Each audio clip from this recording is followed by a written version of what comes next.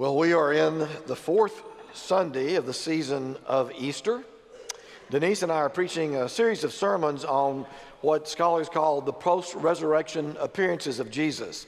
If you're here on Easter Sunday, I referenced a number of those appearances, including the one we will talk about today from Luke. If you're a visitor, if you've not heard that sermon, along with all the rest of the sermons, are posted online. And I talked about in that sermon about the mystery of these post-resurrection appearances.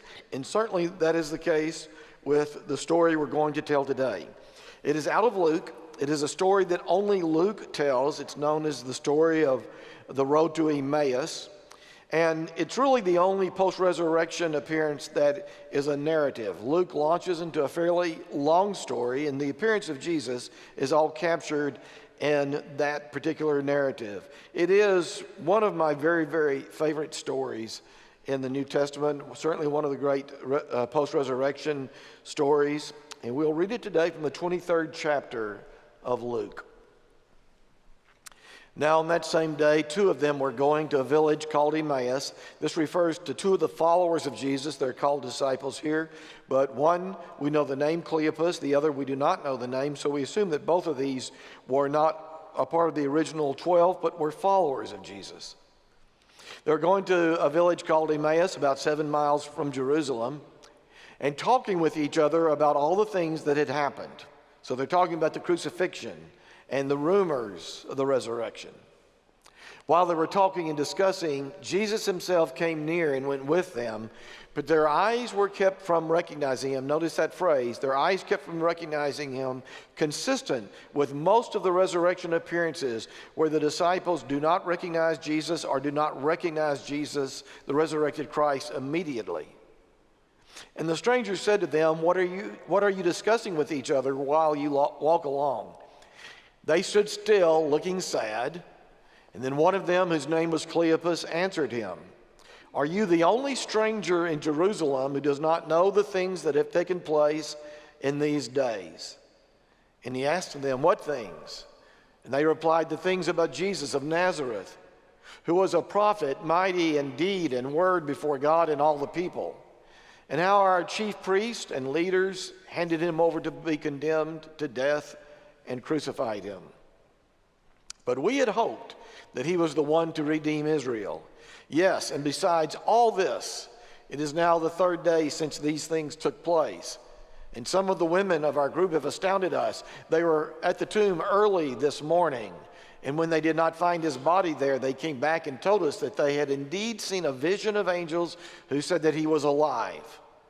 Some of those who were with us went to the tomb and found it just as the women had said, but they did not see him.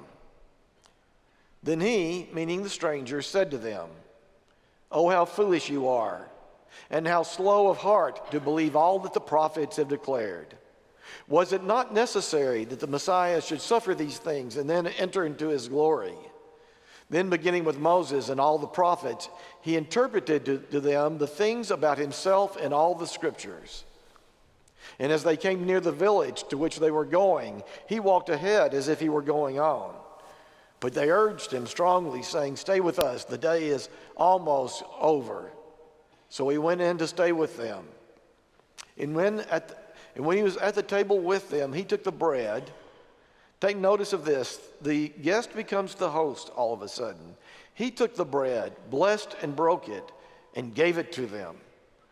And then their eyes were opened, and they recognized him, and he vanished from their sight. But looking back, they said to each other, Were not our hearts burning within us while he was talking to us on the road, while he was opening the scriptures to us? That same hour, they got up and returned to Jerusalem. And they found the 11 and their companions all gathered together. They were saying, The Lord has risen indeed, and he has appeared to Simon. Then they told what had happened to them on the road, and how Jesus had been made known to them in the breaking of the bread. This is the word of the Lord. Thanks be to God. My wife Bobby and I have two grandsons. They're aged 10 and 6. They were over at the house a couple of weeks ago, and I don't remember what happened or which one it happened to, but one of them started having a meltdown about something, and Bobby turned to me and she said, he's just having to learn to deal with reality. And my response was, well, there's a lot of that to learn how to deal with. We learn that as adults, don't we?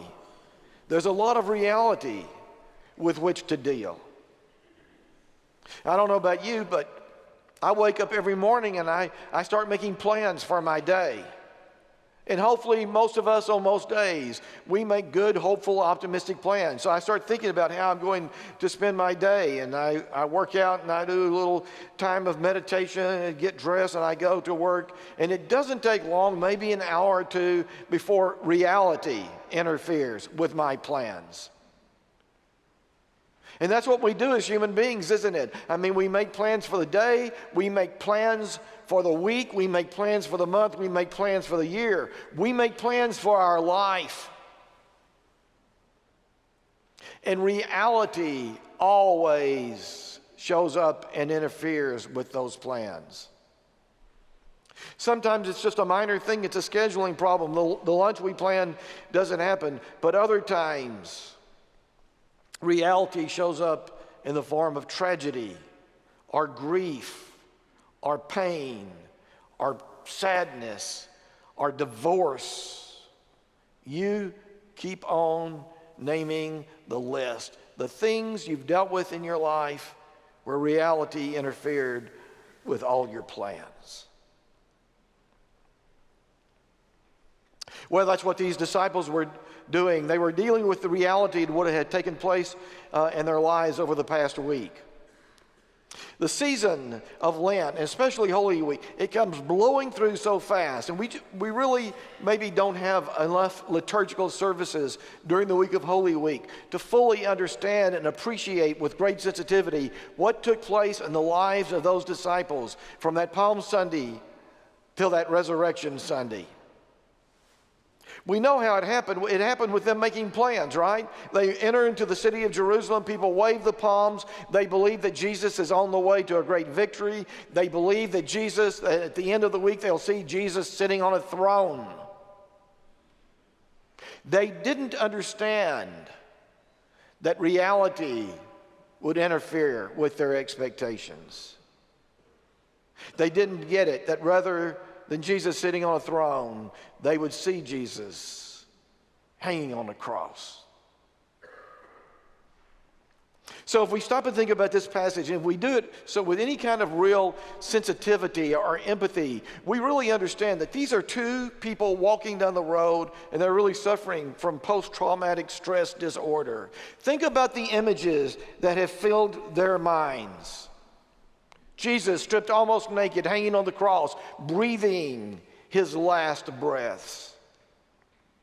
The image of violence, persecution, death. And we hardly ever talk about this, but when I stop and think about the crucifixion, I always think we know that she was there. It doesn't paint a picture for us. The gospel doesn't paint a picture, but we know that she was there. Mary, the mother of Jesus, at the foot of the cross.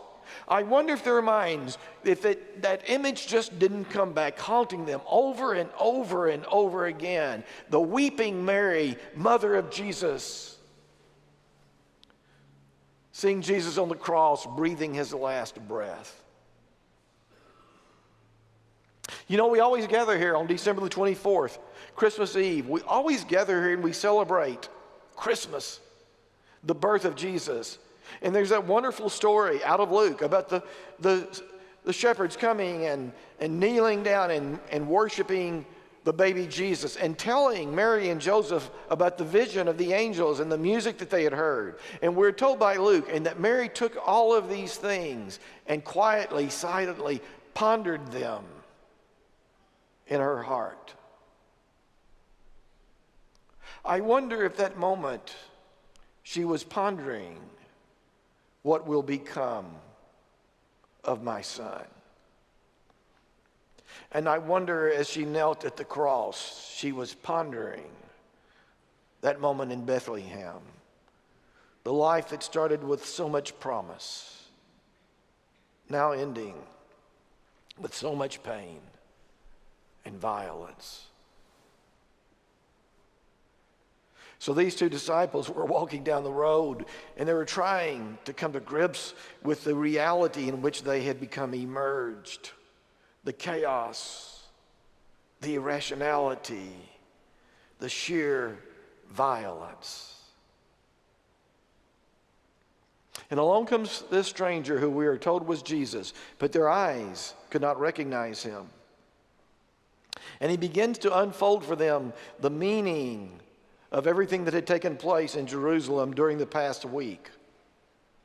And this is really a great Lucan theme. Luke, as was the case with other gospel writers, Luke believed that all of this was a part of God's plan. And that was the meaning of his entire gospel. So the resurrected Jesus says, well, let's start here with Moses and the prophets. And he starts going down the line with the Hebrew scripture, what you and I call the Old Testament. Really, I like that name better, the Hebrew scripture. And he starts talking about Moses and the prophets and how this was built in from the very beginning. And these two disciples trying to deal with reality are amazed at what this man says. And so as they get near their destination, Emmaus, the man starts on his journey. They turn to go to the little house where they were going to stay. They said, "What?" I fall in love with this man. He's so wise, so insightful. They say, "Why don't you come and stay with us?" And he does. And they sit down at the table, and the bread is brought out. And the man who's a guest suddenly becomes the host, and he breaks the bread. And in the breaking of the bread, he disappears. More mystery. That's something you'll see in every post-resurrection appearance.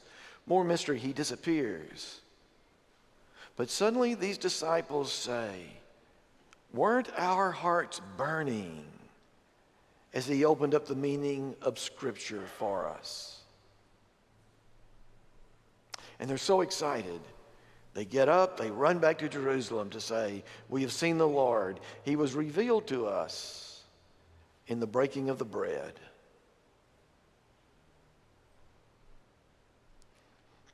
In a few moments, we're going to come up here to the table. We're going to come to the communion table, the Eucharistic table, the table where Jesus sits as host.